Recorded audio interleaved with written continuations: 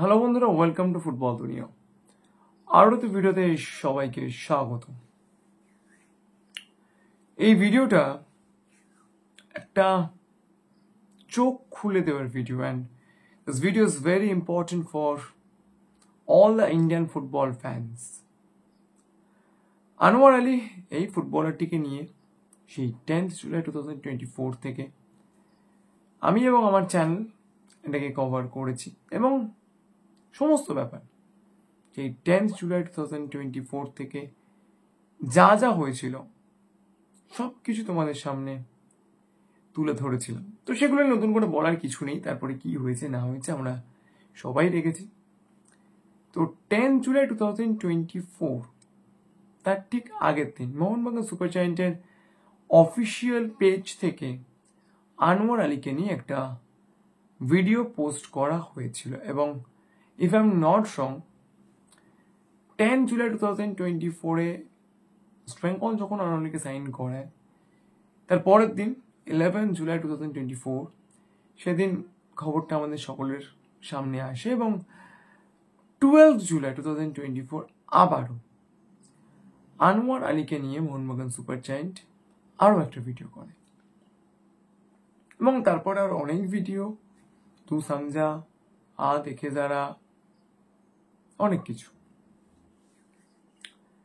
তো এই কথাগুলো আমি কেন বলছি, এই কারণেই বলছি, ওই ভিডিওগুলোর মধ্যেই ওই 10 জুলাই 2024 কি হয়েছিল সেই ব্যাপারে ইঙ্গিত পাওয়া যেতে পারে, বা কেন আনোয়ার আলীর মতো একজন মোহনবাগান সুপার জায়ান্টের বিশ্বস্ত যোদ্ধা তিনি ওই 10 জুলাই ওই রকম একটি ডিসিশন নেন।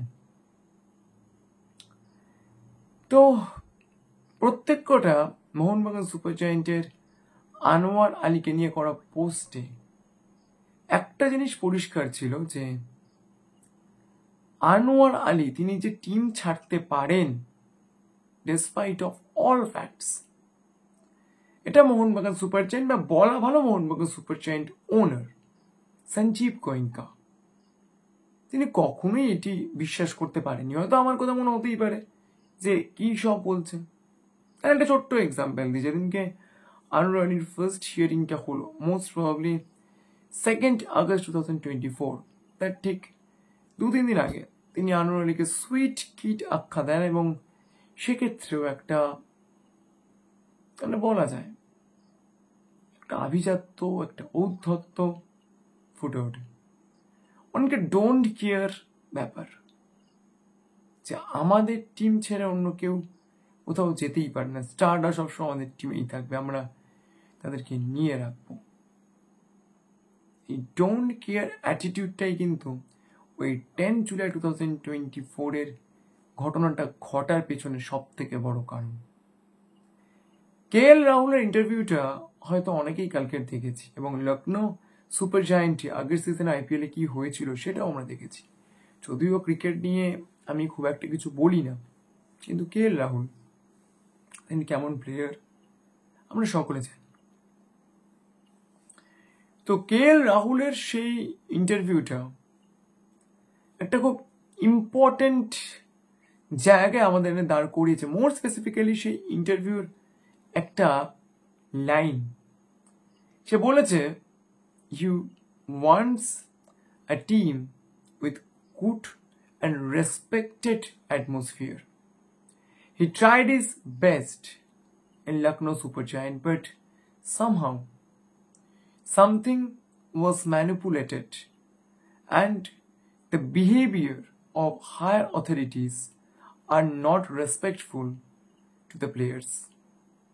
And সেটাও বলেছে তাকে যদি ক্যাপ্টেন্সি নাও দেয়া হয়, he needs a team where he will play with freedom and people care and respect the players.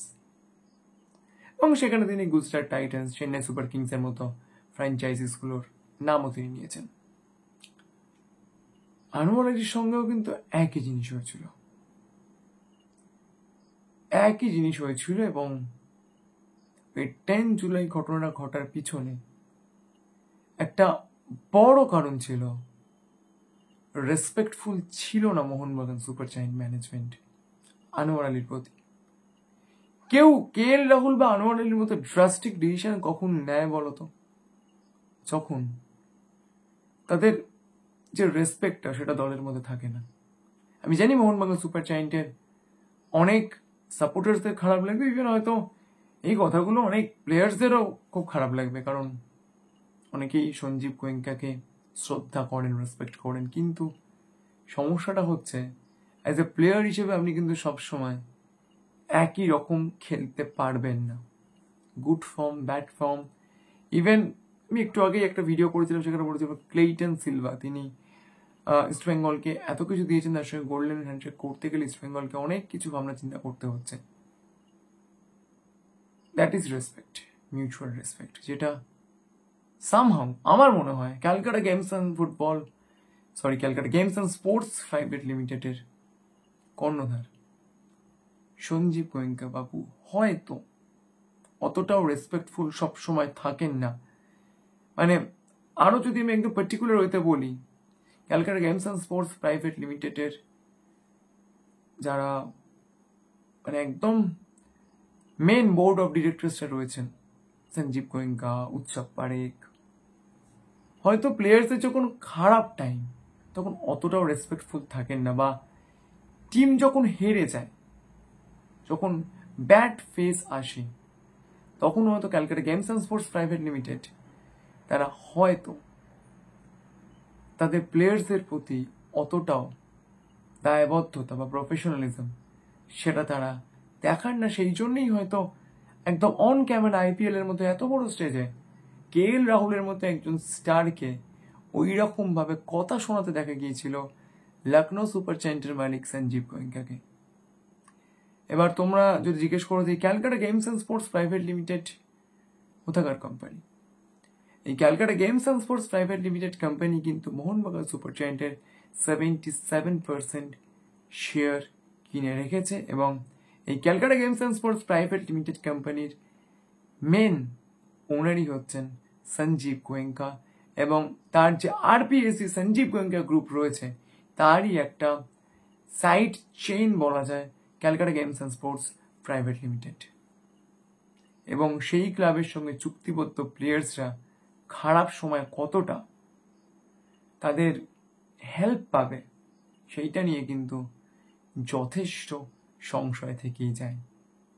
আমি আশা করব পরবর্তীকালে এই Calcutta games and sports private limited এই অর্গানাইজেশনটা তারা ক্রিকেট, ফুটবল, অন্যান্য স্পোর্টসে যখনই ইনভেস্ট করবে, যখনই তারা ওনারশিপ নেবে, তখন যেন কেউ এটা বলতে না পারে যে Calcutta games and sports private limited এই কোম্পানির সঙ্গে চুক্তিবদ্ধ হওয়ার পরে আমার মিনিমাম রেসপেক্টটা ছিল না, বা কোথায় গিয়ে যেন KL রাহুল এবং আনোয়ার আলী একই জায়গাতেই মিশে গেলেন।